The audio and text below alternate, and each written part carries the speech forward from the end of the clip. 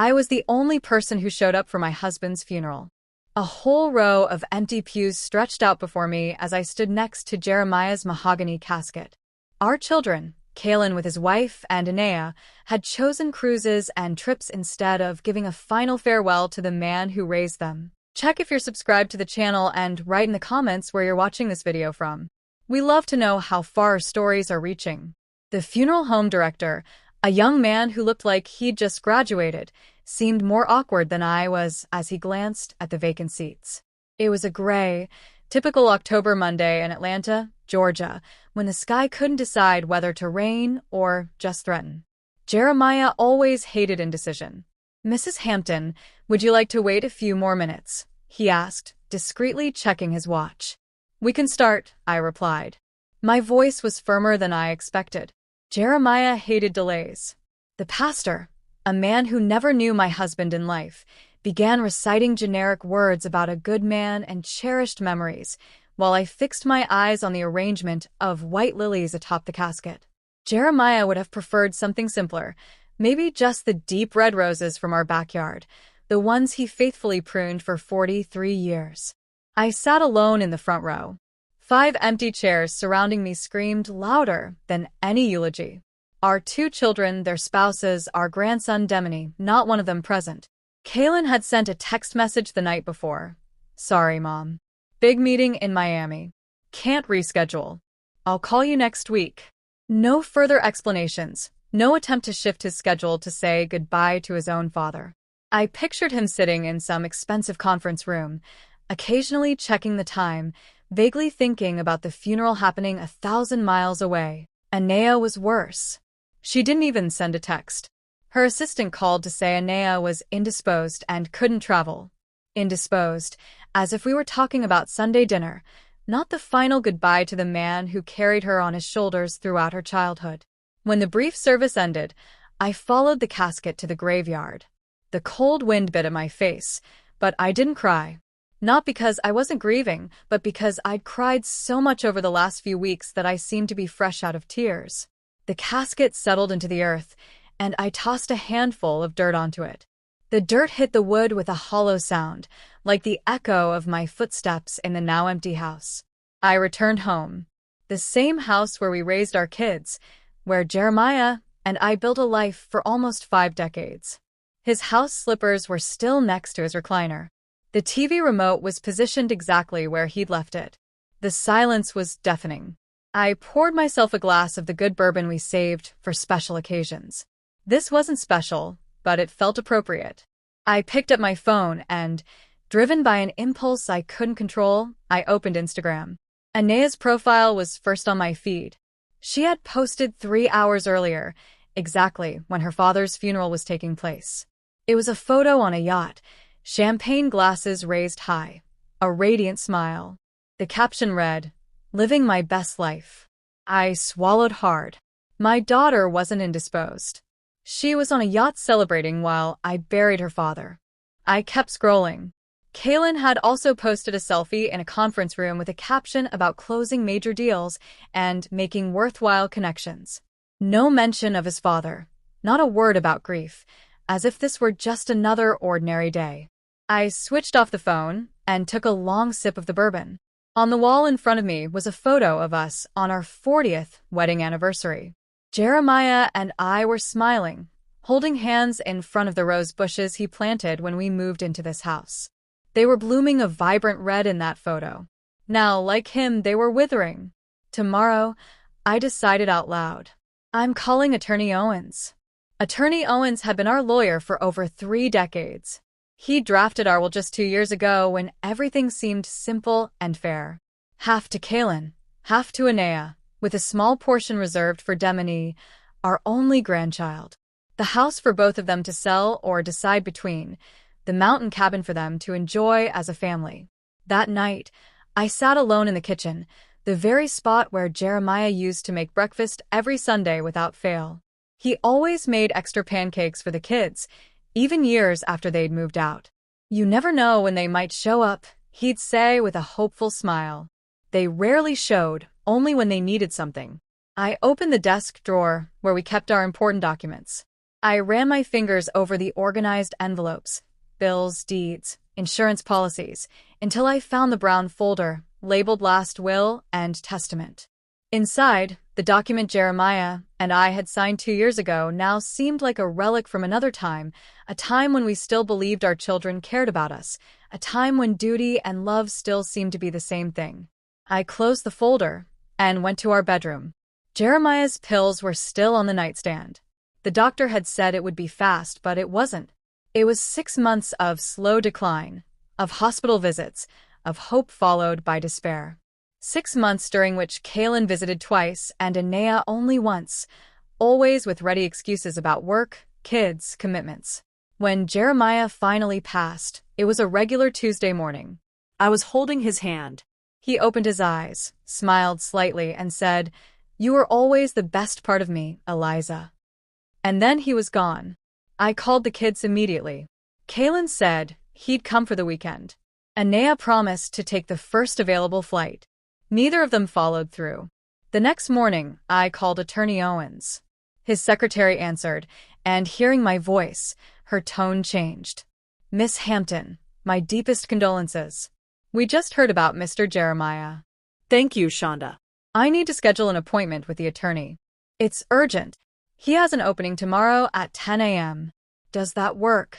"Perfect." I slept poorly that night, not because of the decision I'd made, but in spite of it. For the first time in weeks, I felt I had a purpose, a clarity. It was as if Jeremiah was by my side, nodding in silent approval. Attorney Owens' office smelled of old books and freshly brewed coffee. He stood up when I entered, his face expressing sincere condolences. "Eliza, it's good to see you. I'm so sorry about Jeremiah. He was an extraordinary man." Thank you, Attorney. He truly was. I sat in the leather chair opposite his desk. "I need to modify our will." He nodded, unsurprised. "Many widows and widowers came through here with the same request." "I understand. Are you looking to make specific revisions?" "I want to remove Kaylin and Anea completely." This surprised him. He slowly removed his glasses. "Completely?" "Everything. I want everything, the house, the cabin, the accounts, the investments, to go to Demony, my grandson." Attorney Owens cleared his throat. "Eliza, I know this is a difficult time, but decisions made during grief can be." "I buried Jeremiah alone," I interrupted. My voice was calm, but firm. Neither of our children attended the funeral. Anea was on a yacht celebrating with friends. Kaylin was in a business meeting he could have easily rescheduled. Meanwhile, Demony called every day during his grandfather's illness. He was the one who mowed our lawn when Jeremiah got sick. He was the one who drove me to the hospital on nights when I couldn't drive myself. He's only 22 years old, but he has more character than both his parents combined. Attorney Owens was silent for a moment. "I understand," he finally said. "We'll prepare the new documents. I should inform you that your children can contest this decision after your passing. They can try, but I want it structured in the safest way possible. A trust for Demony that his parents cannot touch. That can be arranged." He made some notes. "Do you want to establish any conditions for Demony's access to the funds?" "Just that he can't access all of it at once until he turns 30, except for education or medical emergencies." "That's sensible for a young man." Attorney Owens nodded. "I'll have everything ready for your signature by the end of the week." Leaving the office, I felt a weight lift from my shoulders. It wasn't revenge. It was justice. It was honoring Jeremiah's memory in the only way I had left, ensuring his legacy went to someone who truly valued him. I walked slowly to the car, observing the people on the street. A mother and a little girl passed by, both laughing at some private joke. I didn't feel envy, just a quiet understanding that family ties are more complicated than they look in Christmas photos. That night, for the first time since Jeremiah died, I didn't wear his old sweater to bed. I lay in our bed, now my bed, and let the silence envelop me. It was no longer a painful silence, but a peaceful one. Jeremiah used to say, "True love doesn't need recognition, but it deserves respect." Our children had forgotten that lesson, but I hadn't. The papers were signed on a cloudy Thursday. Attorney Owens watched me as I passed the pen over the dotted lines with quiet determination. I didn't hesitate once. When you bury your husband alone while your children post selfies with champagne, legal documents stop being intimidating. It's done, Attorney Owens said, gathering the papers. The process will be discreet, but I must warn you. At some point, Kaylin and Anea will find out. I know, I replied, putting my pen back in my purse. And when they find out, let them hear it from me. Leaving the office, I felt a strange sense of liberation. Not joy or revenge, just a removed weight. The weight of trying to keep an illusion alive, the illusion that my children were still the people Jeremiah and I dreamed they would be. Back home, I opened a closet I hadn't touched in months. Inside were boxes organized by year, each containing checks, bank statements, and receipts. A meticulous accounting not just of money, but of the unilateral generosity that marked my relationship with my children for decades. I pulled out the folder marked Kaylin, Business, and Education. Inside was a collection of expenses that totaled more than what many people earn in a lifetime. The tuition for his MBA at a fancy out-of-state university, $85,000. The $70,000 for the initial investment in his first business that failed in less than a year. The $10,000 for the down payment on the McMansion he needed to impress clients. The imported car to keep up appearances, another $45,000. With every request, Jeremiah would frown, but eventually give in. He's our son, he'd say. One day he'll learn. That day never came. Anea's folder was equally revealing. The extravagant wedding that cost the equivalent of a small condo, $120,000. The renovations on the penthouse she deserved after so much work, $95,000. The vacations to the Maldives to recover from stress, $25,000 each time, and there were 3. The private school for her son, Demony, which was absolutely necessary for his future, $30,000 a year, paid without question. Every request came with the implicit promise of more visits, more calls, more connection. Promises that dissolved as soon as the money was wired. What struck me now, looking at those folders, wasn't the sheer dollar amount, over $600,000 in total, but the pattern. There was never genuine gratitude, just a constant expectation that we would always be there to help. As if our money, earned from decades of hard work and saving, was somehow part of their early inheritance. I closed the folders and put them back in the cabinet, not out of remorse, but to keep them as evidence, not for a court of law, but for my own heart. The phone rang at 7:32 p.m. that night. Demony's name flashed on the screen. Grandma, can I stop by tomorrow? I found some books Grandpa would have liked and, well, I wanted to show you. I felt a lump in my throat. Of course, baby. Come for lunch. The next day, I made lasagna, Jeremiah's favorite. Demony arrived promptly at noon, carrying a canvas bag of used books and his grandpa's same gentle smile. We ate in the backyard, talking about simple things. He told me about college, his part-time job at a bookstore, his plans for graduate school. He spoke with enthusiasm, but without the frantic ambition that always characterized his parents. You know, he said, serving himself more salad. Sometimes I think about how Grandpa approached life. He always said success wasn't about having a lot, but about needing little. I smiled. Those were Jeremiah's exact words. Your grandfather would be proud of you, Demony. You really think so? There was a vulnerability in his voice that reminded me of him as a child, always seeking approval, never demanding it. I'm sure of it. After lunch, he insisted on doing the dishes. As he dried the plates, he mentioned he was thinking of applying for a research program in African American literature, but he was worried about the cost. How much is it? I asked casually. He named a sum, $8,500. That was less than 1/10 of what his father had requested for his latest investment. Apply, I replied simply. But Grandma, it's expensive, and I know. I interrupted gently. Who do you think your grandfather and I saved all our lives for? He fell silent, polishing an already dry plate. For moments like this, I continued, to help people who truly value the opportunity. When he left, Carrying the leftover lasagna I insisted he take, I stood at the door, watching his beat-up sedan pull away. The contrast between him and his parents couldn't have been clearer. Anea called the next day. It was the first time I'd heard her voice since the funeral she hadn't attended. Mom. Her voice sounded irritated. Demone told me you're paying for his research scholarship. No hello. No how are you? Straight to the money. Good morning to you too, Anea. I'm sorry, she said, not sounding truly apologetic.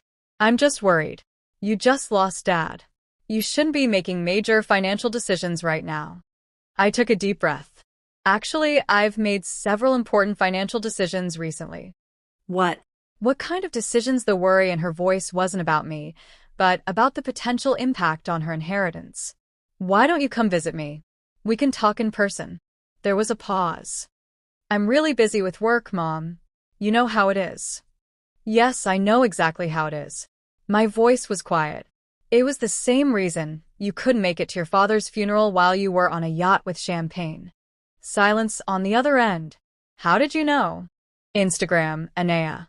You posted photos during your father's burial. Another silence, followed by a rushed explanation. Mom, that was complicated. I was going through a lot emotionally. Spare me the details, I interrupted. Come see me if you want to talk. Otherwise, I'll assume you're too busy as usual. I hung up before she could respond. My hands were shaking, not from anger, but from relief. Decades of swallowing my words, of looking the other way, of excusing the inexcusable. Finally over. Kalen showed up the next day without warning, as he always did when he wanted something. His imported car pulled into the driveway with that showy flourish that always made me uncomfortable. Mom. He hugged me briefly. Are you okay? You look tired. I'm fine, Kalen. What brings you here? He looked around as if evaluating the house. Anea told me about your conversation. We're worried about you. Are you? Of course, he said, sitting on the sofa. The same sofa Jeremiah sat on every evening. Losing Dad was hard on all of us. I imagine it was, I replied, though some seemed to have handled it better than others. He had the decency to look ashamed. Look, Mom, about the funeral. I really couldn't cancel that meeting. It was crucial for the business. I know. I sat across from him. The same business for which your father and I gave you $70,000 to start. He blinked, surprised by the direct mention. Normally, I never talked about money like that. That was years ago. Yes, it was.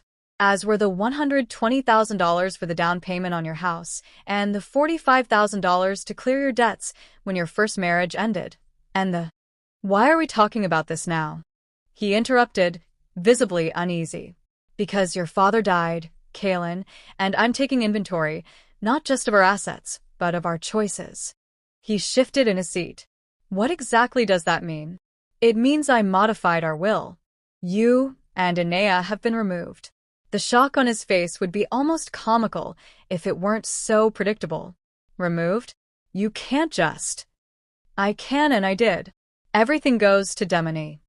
Demone? His voice went up an octave. My nephew is practically a kid. He's 22. He's a college graduate and has more integrity in his little finger than you've demonstrated in decades. Kalen stood up, his face red. This is unfair. It's the grief talking. You're not thinking straight.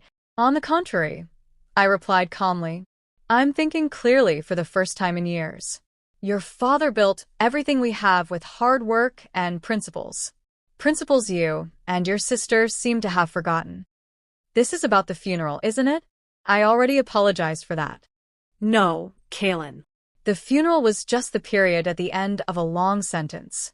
A history of taking without giving, of demanding without thinking, of treating your parents like a bank, not like people who loved you unconditionally. He was quiet for a moment, then tried a different approach. Let's talk about this calmly. Maybe we can come to an agreement, something that... There's no agreement to make. The decision is final. You're going to regret this, he said, grabbing his keys. Anea and I can contest the will. You can try, I replied. But you'd only be proving my point. He slammed the door on his way out. Through the window, I watched him immediately reach for his phone, probably calling Anea. I imagined the frantic conversation, the accusations, the plans to try and reason with me. That night, for the first time since Jeremiah died, I opened a bottle of the good bourbon we saved for special occasions. I poured a glass and took it out to the yard. The roses Jeremiah tended so carefully were starting to wilt with the coming of fall, but there were still a few stubborn blossoms holding on, like me. Looking at the garden, I remembered something Jeremiah used to say: "Love is like these roses, Eliza. It needs constant care, regular pruning, and sometimes it needs to face the winter to bloom again." Our winter had arrived, and I was ready to survive it. 3 days passed in a strange silence. No calls from Kaylin or Anea, just texts from Demony asking if I needed anything from the supermarket. The calm before the storm, I thought, watering the plants in the backyard. The storm arrived one Thursday in the form of Anea and her husband Malik pulling into the driveway in their gleaming BMW. She didn't knock. She never knocked. She simply walked in, as if the house were still partially hers. "Mom," she said, dropping her designer bag on the entryway table. "We need to talk." Malik stood a few steps behind her, awkward as always. He never truly fit into our family, always checking his phone during Sunday dinners, always with one eye on the door, as if looking for an escape. "Good morning to you too, Anea," I replied calmly, continuing my watering. "Is it true what Kaylin told me?" I put the watering can on the ground and turned to face her. My daughter, so physically like me and so different in spirit. Her eyes, the same as mine, were now narrowed with suspicion. "Depends on what he told you. That you disinherited us. That you're giving everything to Demony. This is insane, Mom." I invited her to sit with a gesture. She hesitated, then sat rigidly on the sofa. Malik remained standing, still looking at his phone. "It's not insane, Anea. It's a consequence." "A consequence of what? Of not making it to a funeral?" The coldness in her voice struck me like a slap. It wasn't just the absence at the funeral. It was the pattern, the decades of taking, the excuses, the way you both treated your father and me like ATMs with heartbeats. Anea crossed her arms. "We had lives, Mom. Responsibilities. You and Dad always acted like we owed you for every dime." I laughed, a short, bitter sound. "Owed us? We gave freely because we loved you. But love isn't a one-way street. Jeremiah worked 60-hour weeks at the factory to put you through private schools. I skipped vacations, new clothes, everything to make sure you had what you needed. And what did we get? Visits when you needed money. Silence when we needed you." Malik finally looked up. "Mrs. Hampton, maybe we can—" "Stay out of this, Malik," Anea snapped. Then, to me, "Demony's just a kid. He doesn't know how to handle money. You'll be setting him up for failure." Demony mowed our lawn when Jeremiah couldn't. He sat with him in the hospital, reading aloud for hours. He called me every day after your father died to make sure I ate. He's handled more responsibility at 22 than you have at 45. Anea's face twisted. "This is about punishing us." "No," I said softly. "This is about rewarding the one person who showed up. The one who loved without conditions." She stood up abruptly. "We'll fight this. In court. You'll spend everything on lawyers, and for what?" "Go ahead," I said. "Attorney Owen structured it airtight. A trust. No contest will touch it. And even if you try, think about what it'll say about you. Suing your grieving mother for money while your son's future is secured." Malik tugged at her arm. "Anea, let's go." She grabbed her bag. "You're making a mistake, Mom. Blood is thicker than water." I walked to the door and held it open. Sometimes water runs clearer. They left without another word. The BMW roared out of the driveway, kicking up gravel like anger. That evening, I sat at Jeremiah's old desk and wrote 2 letters, one to Kaylin, one to Anea. I didn't mail them. Not yet. They were for me, to say what I'd held back for years. To Kaylin, "Your father used to say a man is measured by what he gives, not what he takes. We gave you everything: education, opportunities, second chances. You took and took and took. The funeral was the final straw, but the haystack was built long before. I don't hate you. I mourn the son I thought you were. To Anea. You were my miracle baby, born after 3 miscarriages. I held you and promised the world. But the world doesn't owe us anything. We earn it. You earned yachts and penthouses on our backs. Demone earns his future with his heart. I hope one day you understand the difference. I sealed them in envelopes and tucked them into the folder with the receipts. Evidence. Demone came over the next weekend. We worked in the garden together, pruning the roses. He was gentle, careful. Grandmom's been weird. She asked if you've lost your mind. I snipped a dead bloom. What did you tell her? That you're the sanest person I know. I smiled. Good answer. As fall deepened, the roses lost their last petals. But I knew come spring, they'd return, stronger for the pruning. Winter came early that year. Snow-dusted Atlanta, rare and beautiful. I spent Christmas alone, but not lonely. Demone came Christmas Eve with a small tree and his famous hot chocolate. We watched old movies, the ones Jeremiah loved. In January, Attorney Owens called. The trust is fully funded. Demone will receive statements on his 23rd birthday. Thank you. Any issues with the children? Radio silence. For now. Spring arrived with dogwoods blooming pink against the sky. I planted new rose bushes, hybrid teas, deep red like Jeremiah's favorites. Demone helped, his hands in the dirt beside mine. One afternoon in April, a letter arrived. No return address. Inside, Anea's handwriting. Mom. I was wrong. About the funeral. About everything. Malik and I are separating. The yacht life wasn't what I thought. Can I come home? Just to talk? I held the letter for a long time. Then I called Demone. Your mom wrote. He was quiet. What are you going to do? Invite her for Sunday dinner. But the rules have changed. Kalen never wrote. His silence spoke volumes. Anea came alone. She looked smaller, her designer clothes replaced by jeans and a simple sweater. We ate lasagna in the backyard. The roses were budding. I'm sorry, she said finally. I see it now. How I hurt you. Dad. I nodded. Words are easy, Anea. Actions matter. I know. I want to earn back something. Start with your son. Be the mother Demone deserves. She cried then. Real tears, not the dramatic kind she'd perfected. Summer brought heat and thunderstorms. Kalen called once, drunk, demanding to know if I'd come to my senses. I hung up. Demone graduated with honors. I sat in the audience, proud as any parent. He hugged me afterward. This is for Grandpa. And for you, I whispered. Years passed. The house stayed mine. The cabin became Demone's retreat. He wrote his first book there, about family and forgiveness. Anea visited regularly, helping in the garden. She and Malik divorced quietly. She found work as a teacher, mentoring kids from broken homes. She never asked for money again. Kalen sent a card on my 75th birthday. I'm sorry. Nothing more. I kept it in the folder. One October day, exactly 5 years after Jeremiah's funeral, I stood by his grave.